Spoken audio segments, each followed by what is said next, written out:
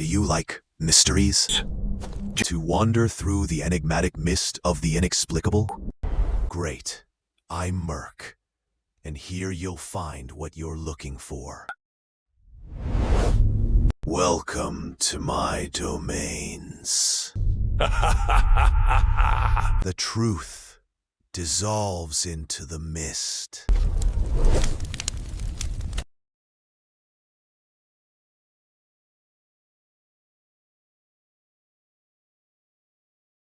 At Christmas time, when lights are lit and songs promise warmth and mercy, there exists a figure born not from generosity, but from terror. A presence whispered to children long before Santa Claus softened the night. In the dark forests of Alsace, his name was not spoken lightly. Hans Trapp was not a symbol. He was a warning. Imagine a land where winter does not feel magical, where snow hides hunger and faith is enforced by fear. In the late Middle Ages, Alsace was a region shaped by superstition, religious authority, and isolation.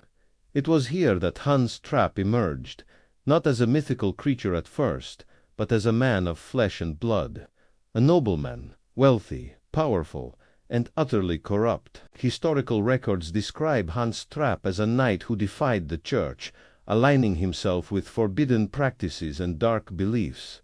He was accused of worshipping demonic forces, of hosting rituals that defied Christian doctrine, of mocking the sacred. At a time when the church was absolute, such accusations were a death sentence. He was excommunicated, stripped of protection, cursed publicly. But instead of repentance, Hans Trapp vanished. What happened next is where history fractures and legend takes control. Banished from society, Hans Trapp retreated into the Vosges mountains, into forests so dense that daylight itself seemed afraid to enter. Villagers claimed that something changed in him. Hunger hollowed his body, isolation fractured his mind, and hatred fermented into something monstrous.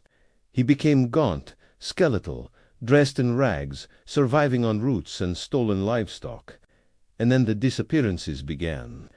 Children were the first to vanish. Stories spread of a tall figure lurking at the edge of villages during Advent, watching homes, counting footsteps, listening to prayers.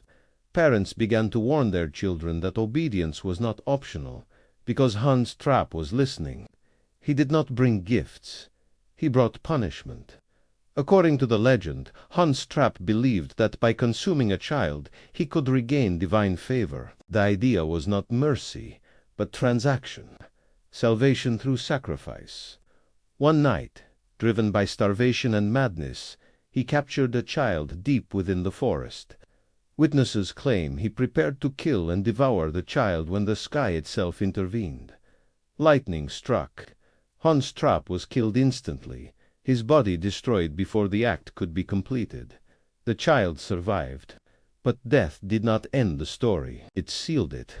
After his death, Hans Trapp did not disappear from memory. He evolved. His figure transformed into something far worse than a criminal or heretic.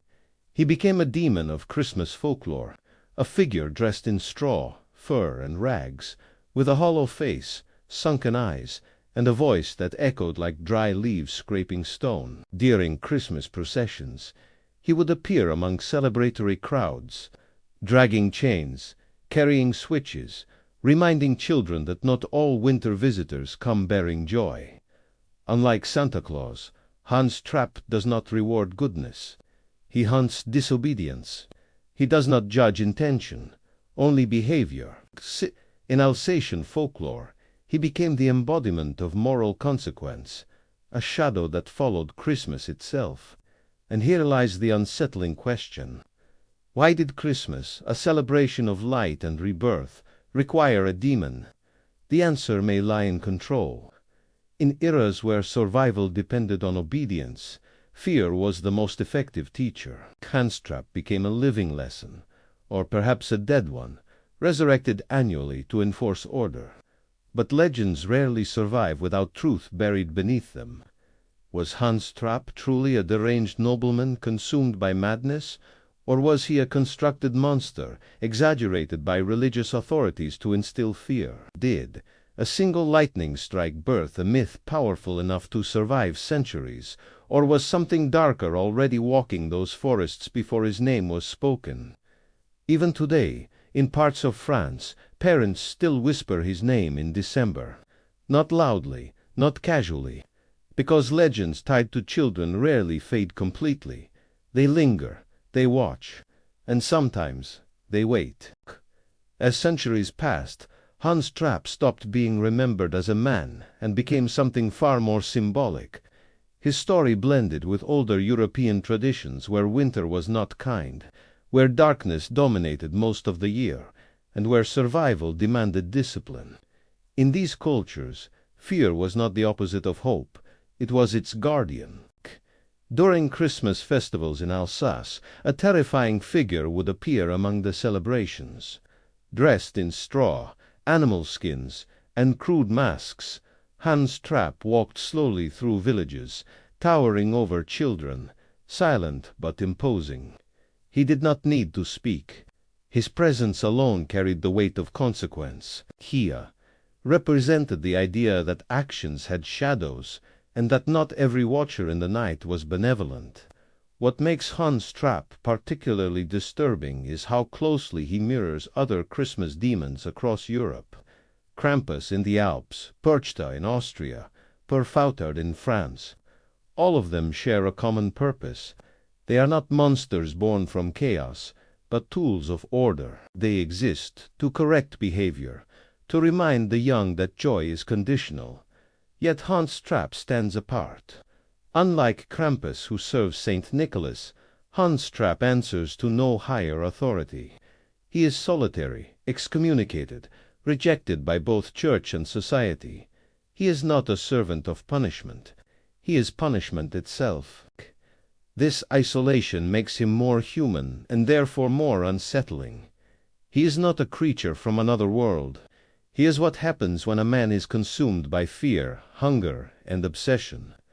Modern historians debate whether Hans Trapp was exaggerated beyond recognition or deliberately demonized. Records from the 15th century confirm the existence of a nobleman expelled from the church under similar accusations. But the cannibalism, the stalking of children, the supernatural punishment, these elements live in the space where facts dissolve into folklore, and that space is powerful. Folklore survives because it adapts. Today, Hans Trapp is no longer used to terrify children into obedience, yet his image persists in regional festivals, horror art, and whispered stories. He has become a reflection of something deeper. The fear that even sacred times are not immune to darkness, that evil does not pause for holidays, that tradition itself can carry teeth. Christmas is often presented as a time of absolute good, but history tells a more complex story. It was also a season of hunger, death, and uncertainty. Hans Trapp embodies that forgotten reality. He is the reminder that winter was once a test, and survival required more than faith. So the next time you see Christmas lights cutting through the darkness, consider what they were meant to protect against. Consider why so many cultures felt the need to place monsters at the edges of their celebrations. And ask yourself whether Hans Trapp was ever meant to be forgotten, because legends tied to fear do not vanish. They evolve, they wait, and they return whenever belief grows comfortable enough to lower its guard. And perhaps that is the true role of Hans Trapp, not to punish children, but to remind us that even in the brightest season, shadows are never far behind. Did you like this mystery? And what is your theory? Leave your thoughts in the comments.